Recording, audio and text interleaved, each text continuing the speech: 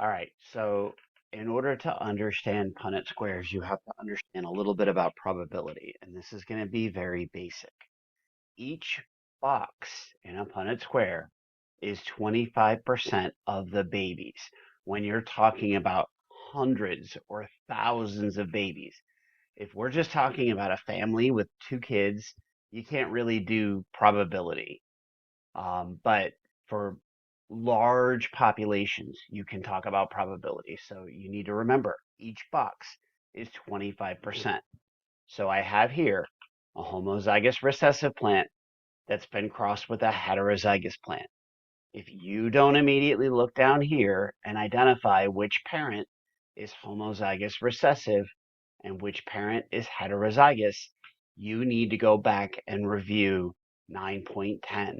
And you also need to go back and review the heredity lessons because by now you should be able to look and say, hey, homozygous recessive, two copies of the recessive gene, that's this parent here.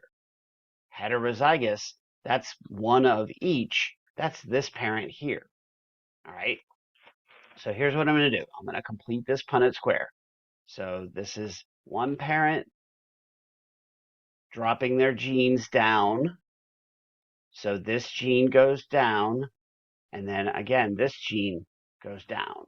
So this gene goes down. All right. And I want to move this one over just because I like nice and neat. Oh, I want to move this one over as well. Not resize it. I want to move it over. Sorry, it's early. There we go. All right. Now I'm going to grab this gene. And remember, this gene slides over. And again, it slides over and goes into this box. And then this gene from this plant. And again, it slides over. And again, it slides over. So this is a completed Punnett square showing that this plant has contributed this gene to this column and this gene to this column, and that this plant, the heterozygous one, has contributed the dominant gene to the top row and a recessive gene to the bottom row. Each box is 25%, but you can see how some of the boxes have the same thing in it. Like this box has a heterozygous. This box also has a heterozygous. So what's happening is 2 out of the 4 boxes are heterozygous. And if, for those of you who are math-minded, you don't even really need to be math-minded. If 2 out of the 4 boxes are heterozygous, you take 25 and you add 25. So that means it is 50% of the babies of the F1 generation will be, I can't type, will be heterozygous. Okay? That's for this row here. So when you are asked to do a statistical analysis of a cross, this is what it's asking for. How many of them are going to have the dominant gene? How many of them are going to be pure recessive? All right. So then again, down here, I've got one box that's homozygous recessive and another box that's homozygous recessive. So 2 out of the 4 are heterozygous or homozygous recessive. That's again 25 plus 25 is 50% of the F1 generation will be homozygous recessive. All right. So this particular Punnett square, when you cross a homozygous recessive plant with a heterozygous plant, you get 50% heterozygous that show the dominant trait because they have one copy of the dominant gene, and you get 50% that are homozygous recessive, that show the recessive trait. So for a heterozygous plant crossing with a homozygous recessive plant, half the babies have the dominant trait and half the babies have the recessive trait. All right. Now I have this one. I have changed it to a homozygous recessive plant crossing with a homozygous dominant plant. So again, I'm going to do the cross. I'm going to take gene and put it here so it comes down. And again, this gene comes down and drops into this column. This gene comes down and drops into this column. And then we do this plant. This dominant gene slides across and goes into this row. And then this dominant gene slides across and goes into this row. All right, so now I have a completed Punnett square showing a cross between a homozygous recessive, this top plant, and a homozygous dominant, this plant on the side. And as you can see, every single one of these babies is going to be the same. Every single box has a heterozygous plant. So 4 out of 4 are, I had to stop talking to be able to type the word heterozygous properly. 4 out of the 4 are heterozygous.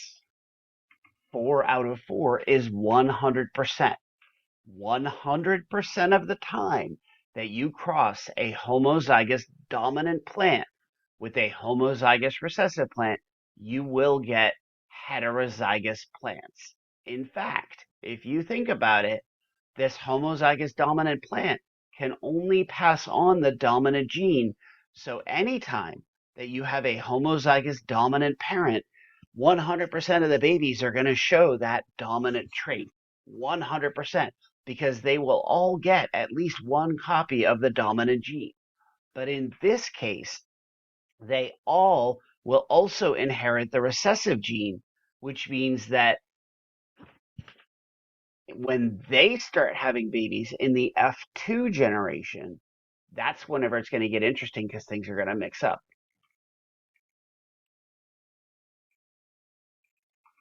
So F1 generation. So these are the parents. Anytime you do a brand new Punnett square, you say these are the P generation, the parent generation. P, letter P, not like P plant. F1 is the first Punnett square box that you do.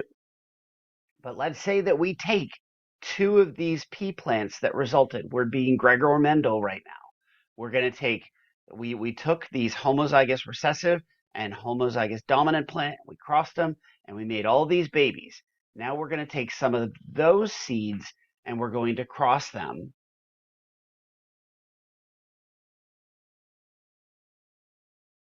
Here. So I have 2 heterozygous plants. So these are plants from the F1 generation of the previous example. And now we're going to cross them and we're going to make an F2 generation. So I'm going to drop this down,